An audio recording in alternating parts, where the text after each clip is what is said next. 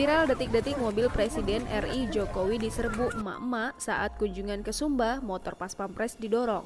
Dalam video yang diunggah akun Instagram @makassar_info, terlihat mobil Presiden Jokowi yang tengah melintas tiba-tiba diserbu kaum ibu dan warga lainnya termasuk anak-anak.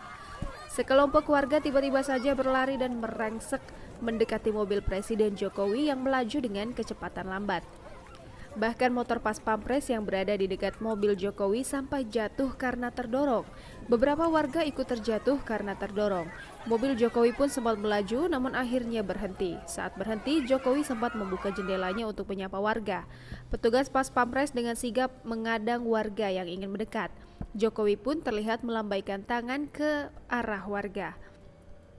Tak lama, Jokowi pun kembali melanjutkan perjalanannya. Diketahui, hari ini Jokowi memang sedang melakukan kunjungan ke Sumba Tengah, tepatnya di lokasi Food Estate.